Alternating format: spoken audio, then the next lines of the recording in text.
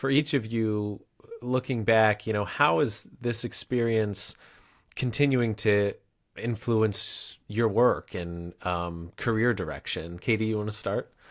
Sure, I can start. I think one thing that's been really huge is just the connections that I've made with Yeah. people. Because I think, especially since I trained here and then stayed on here, there's a lot of really great things about working at the place that you trained. You know the system well, you know the people. It's like easy to hit the ground running. But you also are like very much set in the ways of like, this is how we do things here. And so I think meeting people from other places, hearing how things happen at other places really helps to open up your mind to like, oh, why don't we do that? Is that something we should look into doing? Hmm. And so I think some of those interests in things of like, how can I make this system better? And some of my kind of like quality improvement interest, which is another interest of mine, I think has come out of, reading the articles more closely as well, right? Yeah. And seeing like, because if you're making a visual abstract, you have to read the article really closely. And so I think I've learned a lot from that. And that has given me more confidence to kind of work on trying to turn some of my other projects into scholarship that I probably would not have done otherwise, and makes me kind of realize what is good, quote unquote, good enough, but like what is interesting enough, what is important enough to publish, what are the best ways to do that. And then how do you kind of communicate your findings? Because obviously it's different in a full paper in a scientific journal than it would be in other places.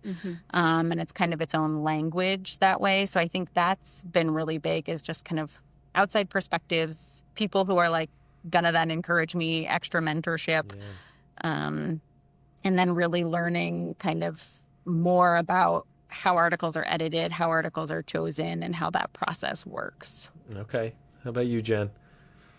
Yeah, I'll echo a lot of what Catie said of just the connections that you make with people and hearing different ideas and recognizing from reading all of the journal articles. I felt like an encyclopedia of the journal, or like my own index of like, no, we covered that topic here and here. And when I was on my fellowship, because you got so intimately close with those articles.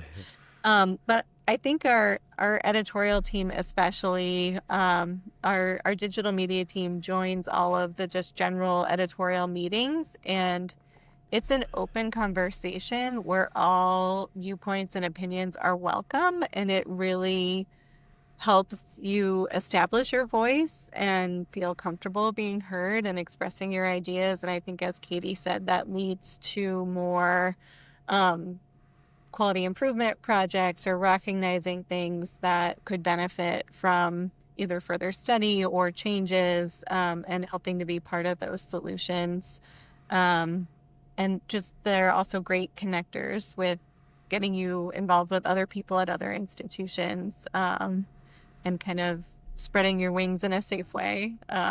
It's been really helpful for that. And it's such a at times intimidating team, because you're like, wow, these people are like the leaders of hospital medicine and know all this stuff, but they're also so warm and welcoming, and are so open to sharing their thoughts and opinions and hearing yours too. I think that's one thing that was really helpful in the fellowship. The editor-in-chief, Samir Shah, will always make a space, especially early in the year, to say, fellows, what's your thought on this? Or fellows, what's your opinion? And waits to hear from a fellow. And it's normal to have fellows share, and you really feel part of the team that way. And that's, I think, a great way to find your voice. I've definitely written more because of what I've learned from the That's journal great. and topics that come up. So it's definitely helped my career in that way, and getting some scholarship out, thanks to that.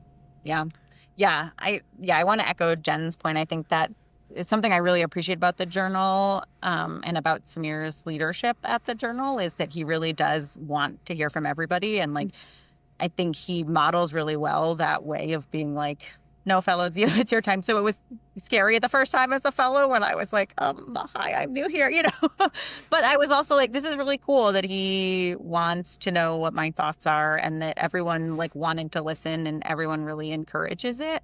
Yeah. And I got, I've gotten messages from people after meetings being like, thank you for sharing that. That was really cool. And that like welcomingness and that really feeling appreciated, I think is really wonderful. And it's really nice to see that modeled and that type of leadership modeled.